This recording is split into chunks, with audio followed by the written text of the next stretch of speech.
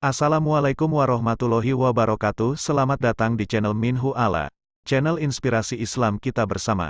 Kali ini kita akan membahas cerita tentang seorang penasehat raja yang kita ambil dari kitab Syarah Yaqutun Nafis. Berikut ceritanya. Dikisahkan, ada seorang laki-laki yang diangkat sebagai penasehat raja. Setiap harinya, laki-laki ini diminta raja untuk menyampaikan nasihat dan juga kalam hikmah. Hari itu raja memintanya agar ia mau menyampaikan sebuah kalam hikmah. Penasehatnya lantas maju dan mengatakan, berbuat baiklah kepada orang baik, sebab kebaikan yang dilakukannya. Orang yang jelek budinya kejelekannya akan menghukum dirinya sendiri. Ada seorang laki-laki yang tidak suka dengan perkataan itu dan iri dengan kedudukan yang diperoleh penasehat raja itu. Setelah semua yang hadir pulang, lelaki tersebut menghadap raja lalu dia mengatakan, maaf raja, penasehatmu mengatakan kepadaku bahwasanya mulut Anda bau. Mendengar perkataan ini, raja pun merasa tersinggung tapi tidak lantas percaya. Dia ingin membuktikan sendiri kebenaran ucapan yang baru dia dengar. Ia berkata, pulanglah, aku akan membuktikan ucapanmu. Lelaki tersebut pulang ke rumah kemudian dia mengundang penasihat raja ke rumahnya. Setelah penasehat raja tersebut datang ke rumahnya, dia menyuguhkan makanan yang banyak bawangnya. Penasehat raja pun memakan makanan yang disuguhkan. Kemudian dia pamit pulang karena jam tersebut adalah jam rutinnya untuk menghadap raja. Sesampai di hadapan raja dia mengulangi kalam hikmah yang pernah disampaikannya. Isi kalam tersebut adalah, berbuat baiklah kepada orang baik sebab kebaikan yang dilakukannya. Orang yang jelek budinya, kejelekannya akan menghukum dirinya sendiri. Kemudian raja menyuruhnya untuk mendekat kepadanya. Raja mengatakan, mendekatlah padaku. Mendengar itu penasehat segera menutupi mulut dan hidung dengan tangannya.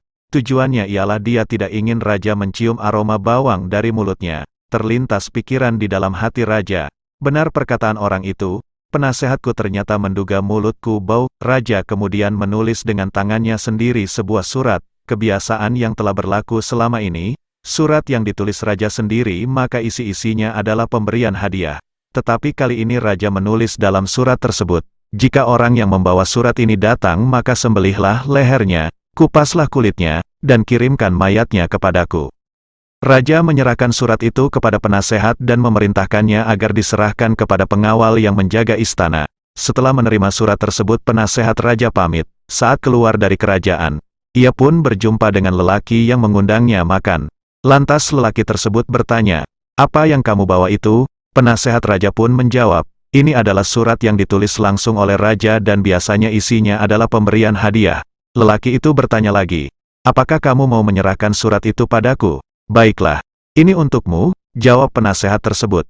Saat itu, dia merasa tidak sedang membutuhkan hadiah dan dia ingin membalas kebaikan lelaki yang mengundangnya dan memberi makan saat itu.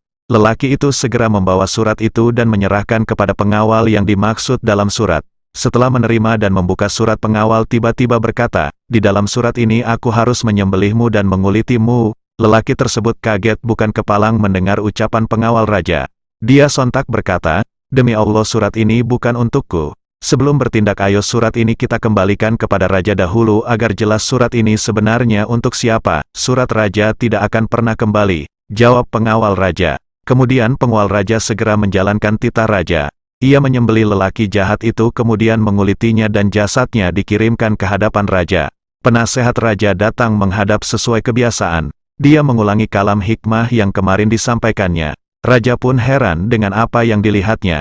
Orang ini masih hidup, padahal aku sudah memerintahkan pengawal untuk membunuhnya. Dan ternyata mayat yang dikirimkan kepada raja bukan mayat penasehat itu. Raja pun penasaran. Kemudian dia bertanya kepada penasehat itu, apa yang kamu lakukan pada surat itu? Penasihat pun menjawab, setelah saya menerima surat dari Anda, saya berjumpa dengan seseorang, dia pun meminta surat ini. Lalu saya serahkan surat itu kepadanya karena pada saat itu hamba merasa tidak memerlukan hadiah, jawab penasihat itu. Raja pun berkata, sebenarnya orang itu berkata kepadaku bahwasannya kau mengatakan bahwa mulutku ini bau. Penasehat pun berkata, saya tidak pernah mengatakan itu raja.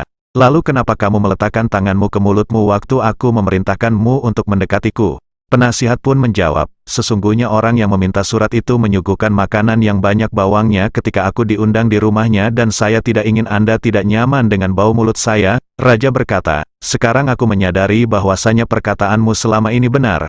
Orang yang jelek budinya maka kejelekannya akan menghukum dirinya sendiri. Kata-kata nasihat ini kami ambil dari kitab Ihya Ulumuddin, karangan Imam Al-Ghazali. Dari cerita di atas kita mengetahui bahwasanya kejelekan perbuatan seseorang akan menghukum dan merugikan dirinya sendiri.